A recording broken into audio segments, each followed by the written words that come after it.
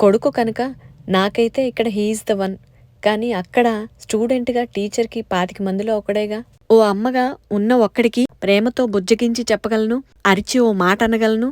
హద్దు దాటితే ఈప్ పగలగొట్టి మరీ చెప్పగలను. కానీ ఓ గురువుకి తనది కాని 25 మంది పిల్లల్ని ఓ మాట అనకుండా, ఓ దెబ్బేయకుండా చూసుకోవడం మామూలు కష్టం కాదు.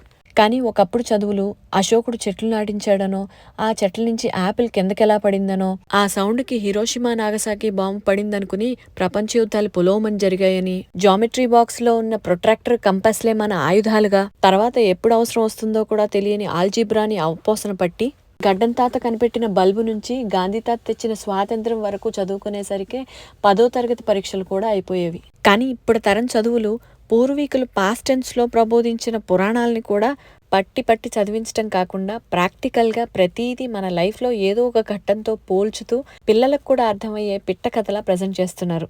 మనప్పుడు ఒక విషయం గురించి తెలుసుకున్నామా, దాన్ని నేర్చుకున్నామా, గుర్తుపెట్టుకున్నామా, పేపర్ మీద పెన్నో పెన్సిలో పెట్టి పరీక్ష రాసి పాస్ అయ్యామా, అంతవరకే స్టూడెంట్ పని అన్నట్టుండేది. కానీ ఇప్పుడు ఒక విషయం గురించి తెలుసుకోగానే ఆ విషయం నీకెలా అర్థమైంది, నీకెంతవరకు అర్థమైంది, నీ ఊహ ఎటువైపు వెళ్తుంది, నువ్వైతే ఎలా ఆలోచిస్తావు అనే ప్రశ్నకి 25 మంది 25 రకాలుగా ఆలోచించి వాటిని గుర్తుపెట్టుకుని తిరిగి వాటిని ఎక్కడ యూజ్ చేసావో క్రియేటివ్గా ప్రజెంట్ చేయాలి అంటే ఆ చిన్ని బుర్రలు పేరెంట్స్ బుర్రలు అప్పు తెచ్చుకుని మరీ పనిచేయాల్సి వస్తుంది.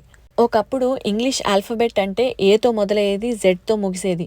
ఇప్పుడు అక్షరాల కన్నా శబ్దాలే ముఖ్యమట. అందుకే ఆది అంతంతో సంబంధం లేకుండా అక్కడొక అక్షరం ఇక్కడొక అక్షరం నేర్పుతున్నారు. తిన్నగా చదివితే తెలుగు పచ్చడి, అడ్డదిడ్డంగా చదివితే అమెరికా పచ్చడి అన్నట్టుంది పరిస్థితి. మనలా భుజాలపై బుక్స్ బరువు మోస్తూ కూలి పనికి వెళ్ళినట్టు కాకుండా కూల్గా కష్టపడకుండా చదవాలి అని, ఖర్చు కొండంతైనా కొడుకు కూతురు కన్నా ఎక్కువ అని కవర్ చేసుకుంటూ కాయ కష్టం చేసుకుంటూ బట్టి పట్టించే బోర్డు చదువులొద్దు, క్రియేటివ్గా నేర్పించే కేంబ్రిడ్జ్ చదువులే ముద్దు అని అంతస్తుకు మించిన ఇంటర్నేషనల్ స్కూల్లో చదివిస్తున్నామన్న మాటే గాని నాకైతే ఒకప్పుడు భుజాలపై భారం ఉంటే ఇప్పుడు బుర్రపై భారం ఎక్కువైందేమో అనిపిస్తుంది. మీరేమంటారు?